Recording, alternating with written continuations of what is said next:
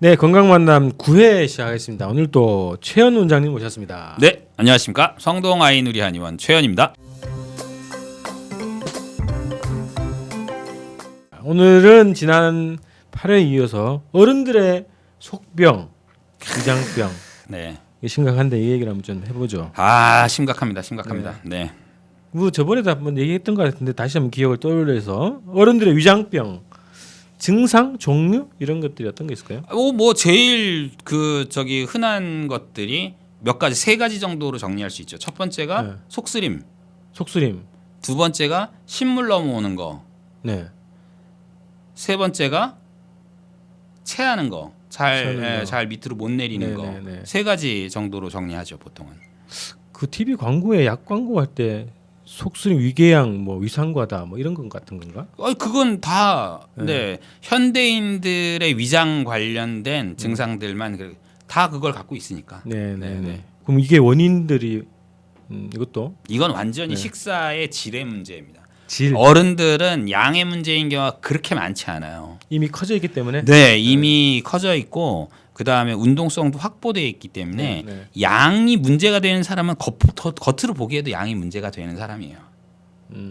무슨 얘기인지 아시겠죠? 의사가 보지 않더라도 일반적으로 그냥 누가 봐도 뭐 많이 먹을 것 같은데. 왜 그런 거 있잖아요. 뭐 다이어트 한다고 했는데 오늘 그래서 가볍게 오늘은 시리얼로 해야지 하고서 시리얼 5그릇 먹고 이런 거랑 그런 분들 딱 보면은 티가 나기 때문에 그런 문제하고 관련이 없이 그냥 일반적으로 정상 범위 안에 있는데도 불구하고 이 소화기가 트러블이 있는 건 완전히 질의 문제라고 봅니다. 음식 종류의 문제다. 그렇습니다. 식물 넘어오는 거 경험이 좀 있거든. 그렇죠. 왜냐하면 신물 넘어오는 게 또 여러 가지 원인이 있어요. 근데 제일 흔한 신물 넘어오는 건 속쓰림하고 연관되는 것인데 우리가 이제 음식이 안으로 배로 들어가게 위로 들어가게 되면 이 위에서 하는 일은 으깨는 일밖에 없어요. 네. 근데 무슨 위가 무슨 가는 기계도 아니고 믹서기도 아니고 뭐 그렇죠. 뭐 이렇게 비벼 가지고 하는 게 아니잖아요. 물론 비비기는 하지만 거기서 이제 애를 으깨기 위해서 위산을 분비를 하죠. 소화액들을 녹이려고. 분비하고 녹이고 곤죽을 만들려고 분비를 하는데 그게 너무 많이 분비가 되는 거예요. 신물 넘어오려면 네. 지나치게 많이 위산이 분비가 돼야 돼요. 지나치게 많이 위산이 분비되는 원인이 뭐가 있겠습니까? 음식이 많이 들어와서 분비를 하는 기계가 고장이 났거나 아니면 들어간 음식이 잘 안 곤죽이 안 되거나 그러니까 계속 그러면 첫 번째 기계 고장 난 건 이건 원래 그럼 많이 안 먹어도 신물 넘어오고 속 계속 쓰리고 안 먹어도 그 상태가 유지가 돼요. 그거는 뭐 선천적일 수도 있고 그렇죠. 선천적일 수도 있고 나서. 아주 나쁜 문제일 수도 있고 그냥 원래부터 그럴 수도 있고 그런데 그건 그래도 고치기가 조금 수월한 편이죠. 뭐 세상에 제산제도 많고 그다음에 뭐 그걸 희석시킬 수 있는 방법은 사실 많기 때문에 근데 들어가는 음식이 너무 잘 안 녹는 것이 실제로는 더 큰 문제인 거죠. 주로 뭘까요? 그 예를 들면 고기. 그렇죠. 고기 문제 아니면 양이 많은 거가 여기 이제 들어갈 수는 있겠어요. 어쨌든 육식을 많이 하는 것이 아주 큰 사실은 문제가 되는 요즘 거죠. 현대인들이 대부분 앓고 있는 병이겠는데 그렇게 되면? 그렇죠. 그럴 수밖에 없어요. 그러니까 어떤 일이 벌어지냐면 지금 이제 뭐 40대 중반까지는 그래도 좀 덜해요. 근데 40대 중반이 넘어가면 우리 몸에서 쪼이는 근육들이 있어요. 많이 있는데 이 쪼이는 근육들이 힘이 별로 없어져요. 그러겠죠. 그래서 다양한 문제들이 나타나죠. 근데 이 쪼이는 근육이 어디에도 있냐면 이렇게 우리 짜먹는 소화제 광고에 나오는 위 모양이 있잖아요. 이 위 모양이 위쪽 이렇게 생긴 거, 요 위쪽 거기가 쪼이는 근육이에요. 이 근육이 늘어져요. 그럼 어떤 일이 벌어지냐면 소화액이 분비가 되다가 이게 뿔럭뿔럭하면 위로 조금씩 올라올 거 아니에요. 소화액이 소화액이 위가 이렇게 하니까 그러면은 안에 있는 액이 위쪽으로 올라올 거 아니에요. 여기 원래 꽉 딱 조여 맞아야 있으면 되는데, 밑으로만 내려갈 텐데 이게 느슨해져 있으니까 위로 넘치는 거죠. 구멍이 약간 열려버리는. 그러면 신물 넘어오는 느낌, 가슴 타는 느낌, 네네. 아니면 안 낫는 기침을 하게 돼요. 기침. 네. 이게 많이 올라오면 이게 네. 따라서 또 올라오거든요. 삐질삐질. 네네네. 그렇기 때문에 삐질 올라오는 놈이 기도를 자극하면 계속 기침을 하게 됩니다. 그 위산 때문에 그렇다는 그렇습니다. 거고? 네. 신물 넘어오는 거, 그러니까 그거를 이제 위식도 역류라고 하거든요. 네네. 위식도 역류는 오랜 기침의 아주 주요한 원인 중에 하나예요. 이게 기침이 오래됐는데 뭐 예를 들어서 기관지 확장돼도 두고 아니면은 뭐 기침 못하게 하는 진해 거담대도 먹고 아무리 먹어도 소용이 없는 사람들이 질환이 있어요. 아니라는 거구만. 그렇죠. 원인이. 아무리 먹어도 소용이 없는 사람들은 위식도 역류를 의심해 볼 수밖에 없는 거죠. 네네. 탄수화물도 사실 비슷해요. 탄수화물, 밥도 사실은 이게 농사 짓는 분들이 있어서 내가 밥을 먹지 마. 아니 안 먹는 건 아닙니다. 네. 밥을 안 먹는 건 아닌데 이걸 안 씹고 삼키는 게 문제가 돼요. 비빔밥 몇 네. 분 만에 먹을 수 있습니까? 저는 그래도 천천히 먹죠. 양반. 천천히 드시나요? 양반 저는 드세요. 빨리 먹으면 진짜 1분 안에 이만한 그릇 하나 그냥 먹을 수 있거든요. 네네네. 맛만 먹으면 빨리 뭐 해야 된다. 밥알 자체가 원래 그렇다는 거예요. 그렇죠. 고기처럼? 네. 완전히 으깨져야 돼요. 그리고 지방이 제일 크죠. 지방이 제일 큽니다. 네. 지방은 많이 으깨야 돼요. 그래서 예전에는 실제로 우유도 씹어 먹어야 된다 이런 말도 있었어요. 그런 얘기 들었죠. 네. 네. 그 이야기는 뭐냐면 실제로 우유 안에 저희가 이제 전유를 먹거든요. 전유. 유지방이 제거되지 않은 홀밀크라고 하는 거 그걸 먹는데 만 2세 이후에는 그 유지방이 실제로 사람 몸에서 역할하는 게 별로 없고 노폐물로만 작용하는 경향이 있어요. 네. 그렇기 때문에 무지방이나 저지방을 먹어야 되는데 그렇게 먹으면 좀 덜한데 그냥 우리가 흔히 먹는 우유를 먹으면 꼭꼭 씹어 먹어라 이렇게 얘기하는 이유가 그 지방 때문에 생기는 겁니다. 근데 생각해 보시면은 저번에도 얘기한 적 있지 않나요? 뭔 얘기했죠? 어릴 때 고기 일주일에 몇 번 먹었냐고? 한 달에 한 번, 두 번. 그죠? 먹었어요. 뭐 일주일에 뭐 한 번 먹으면 잔칫날이지. 잘 먹어. 아버지 월급 타시면. 그러니까 이게 진짜 흔한 일이 아니었는데 네. 지금은 솔직히 일주일에 한 4-5번은 먹지 않나 싶어요. 반찬 자체가 또 네, 고기 그렇죠. 반찬이고. 고기 반찬이고 지방질 많고 지방이 맛있긴 하거든요. 그것 지방 맛이거든요, 완전히. 그래서 근데 그 지방이 이제 아무래도 문제가 되는 경향이 있다. 그래서 지금 균형을 맞추려면은 저지방, 저탄수화물, 저염, 고단백 이런 방식으로 자꾸 식단을 개편해야 된다. 이렇게 보시면 됩니다. 현실성은 잘 안 느껴지네. 그렇죠. 네. 왜냐하면 뭐 몇십 년 동안 먹었던 식습관이 금방 바뀌지는 않겠지만 결국은 그렇게 지향으로 가게 될 겁니다. 네. 그건 변할 수밖에 없어요. 그러면 이게 치료 방법은 그러면은 식생활을 개선하는 것밖에 없어요? 일단 음식의 질을 꾸준히 자꾸 바꿔야 됩니다. 야채 맛을 들여야 돼요. 야채 꼭꼭 씹어 먹어가지고 네. 그 맛을 느끼는 것을 자꾸 연습을 하고 그것을 즐기는 방향이 돼야 됩니다.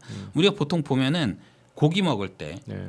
야채를 많이 먹어야 되니까 뭘 먹습니까? 쌈 싸 먹잖아요. 쌈 싸 먹잖아요. 네. 그죠? 쌈 싸 먹는 것 좋은 일인데 네. 쌈을 싸 먹으면 꼭꼭 안 씹어 먹게 돼요. 씹어 먹을 수가 없어요. 너무 많기 때문에. 보통 한 줌이 이만큼이 되잖아요. 네네네. 빨리 옮기지. 숟가락으로 그만큼 퍼먹습니까? 숟가락으로 쌈만큼 밥 떠가지고 먹는 사람이 세상에 몇 명이나 될 것 같아요. 입이 꽉 차기 때문에 빨리 오랫동안 씹어 먹을 수 없어요. 그냥 삼키게 되죠. 네.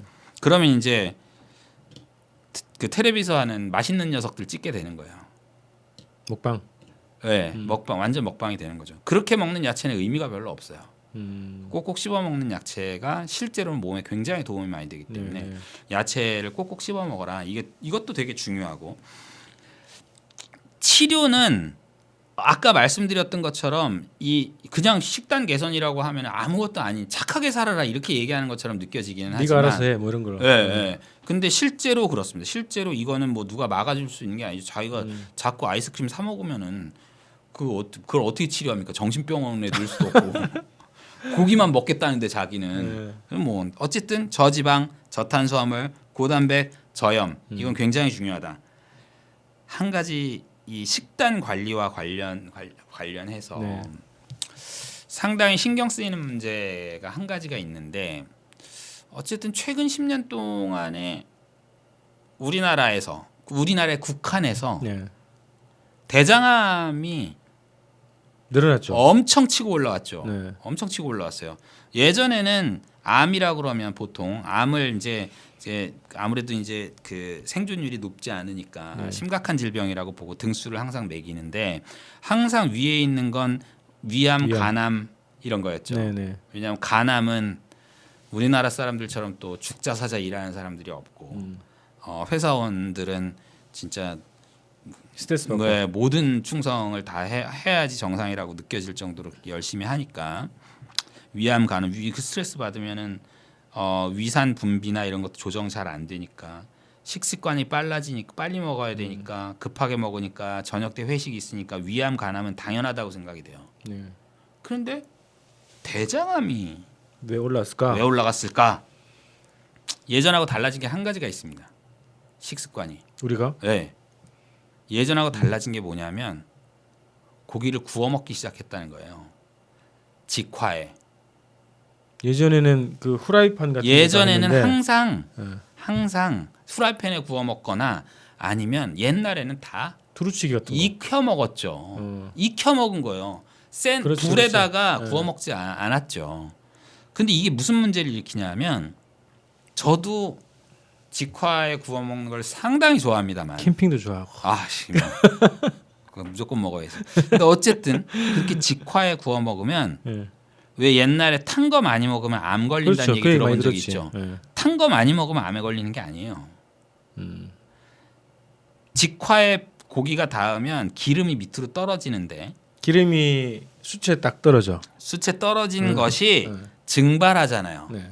여기서 발암 물질이 생깁니다. 이 가스. 증발한 것이 고기에 도로 다 달라붙어요. 그래서 그걸 맛이라고 느꼈는데. 그뭐 독이었구나. 숯불향 뭐 이런 네, 거. 네, 네. 네. 근데 실제로는 상당히 1급 발암 물질입니다. 그거 다 한방 양방 다 공인된. 이건 뭐 제가 얘기하는 게 아니고, 네, 네. 제가 주장하는 게 아니고요. 1급 발암 물질이에요. 상당히 자주 있어서는 안 되는 일인 거죠. 한마디로 얘기해서.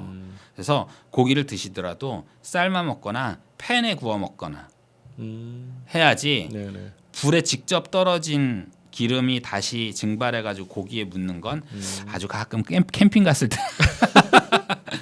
또 맛이 있으니까. 네네. 근데 그렇게 또 저기 사업을 하시는 분들도 있으니까 네네. 그냥 뭐 먹으면 안 된다 뭐 이렇게 얘기하기 좀 애매하고. 근데 어쨌든 그렇습니다. 그 원인을 그렇게 분석을 한 거예요? 왜냐 안 그러면 네. 대장암을 이해할 수가 없어요. 기하급수 늘어난 이유를 확인할 수가 없어요. 그래요. 네. 그렇기 때문에 이와 연관이 있는 것이 아니냐는 주장은 제가 하는 것이 아니라 숱하게 주장이 나오고 있는 네. 상태인 거죠. 근데 이제 막 맞물리는 거죠. 이게 이미 뭐 그걸로 인생 사시는 분들도 있고 막 그런데 그렇죠. 쉽게 뭐 이렇게 얘기하면은 네네. 할 수 없으니까. 그러니까 가장 유력한 원인이다라고 보는 거네요. 원인이다라기보다는 용의선상에 있다. 용의선상. 네, 유력한 용의선상에 있긴 하다. 네네. 네. 그러면 이제 한방에서 이게 증상이 나타났을 때 치료 방법은 뭐 치료 방법대로 가는 건데 근본적으로 위장병, 속병을 고치기 위해서는 그냥 식습관을 바꾸는 것밖에 없다는 건가요? 아니 위장병이 식습관 때문에 생겼으면 식습관을 바꿔야지 고칠 수 있는 건 너무 자연스럽잖아요. 예를 들어서 선천적으로 위장병을 가지고 태어났다. 그런 사람들은 어차피 의학적인 치료를 해야 되는 것이고 그게 아니라 식습관 때문에 생겼다고 생각할 수밖에 없는 상황이기 때문에 식습관을 정리하지 않으면 이 고질적인 문제에서 헤어날 수가 없다 이렇게 봐야 되는 거예요. 네. 자 이제 마지막으로 저는 궁금했던 거는 이게 예를 들면 막 그 생활이 그렇게 돼서 직장 생활하고 뭐 그래서 막 회식도 많고 막 이렇게 이게 패턴이 그렇게 굴러갔단 말이죠. 그래서 위가 좀 아파, 속병이 좀 난 것 같아. 그러면 단식이라는 방식은 어떤가요? 단식은 이게 음식이 몸 안에 오랫동안 남아 있는 사람들. 네. 예를 들면 자주 체한다든지 아니면 변비가 있다든지 아니면 너무 많이 먹어가지고 살이 많이 찐 사람들이라든지 이런 사람들한테 일시적으로 효과는 줄 수 있지만 근본적인 해결 방법은 사실은 전혀 아닙니다. 그래요. 예, 왜냐하면 아까도 말씀드렸지만 어른들의 소화기는 상시적으로 조금씩 계속 움직이고 있는 상태예요. 음식 이 얘기는 들어오든 뭐냐면 예, 들어오든 말든 계속 움직이고 있는 상태예요. 그렇기 때문에 여기에 음식의 공급을 끊어버리게 되면 얘들이 움직이고 있는 것이 의미 있는 일이 안 되는 상태가 되는 거죠. 자꾸. 그래서 물론 이제 그건 되게 길게 긴 시간이 지난 다음에야 문제를 일으키겠지만 기본적으로 그렇기 때문에 사람의 소화기가 가지는 의미에는 적당하지 않은 방법이긴 하다. 그런데 일시적으로 예를 들어서 마치 장염이 심하게 왔을 때 일시적으로 잠깐 음식물을 끊고 물만 마시는 걸로도 치료를 할 수 있다고 생각하는 것처럼 단식이 의미 있는 일일 수는 있겠다. 그런데 이게 언제든지 해서 좋은 방법이라고 생각되지는 않아요. 네, 왜냐하면 단식을 하고 나면 일시적으로는 속이 빈 느낌을 갖기 때문에 좋아지지만 마치 요요처럼 그는 그 이전의 식습관을 또 반복할 거기 때문에 그럼 너무 극단적인 방법으로 선택하는 거잖아요. 왕창 먹거나 아주 나쁘게 먹고 굶고 이건 뭐 병 얻고 약 주고 병 주고 약 주고 병 주고 이걸 반복하는 거니까 전혀 좋은 방법이 아닙니다. 네. 이 식습관을 좀 바꾸는 수밖에 없다. 일단은 네, 식습관을 다시 한번 얘기하지만 저지방, 저탄수화물, 고단백, 저염 이 네 가지는 반드시 기억하셔야 됩니다. 그리고 어른들도 마찬가지로 아이들처럼 꼭꼭 씹어 먹고 야채를 많이 먹고. 네. 심심하게 먹는 거 굉장히 중요하고요. 네, 절대로 음식 강하게 먹으면 안 됩니다. 자, 이렇게 해서 또 어른들의 위장병을 주제로 이야기를 나눠봤습니다. 오늘 또 함께 해주셔서 고맙습니다. 우리 내장이나 먹으러 갈까요? 좋습니다. 자, 다음에 뵙겠습니다. 네, 감사합니다. 네.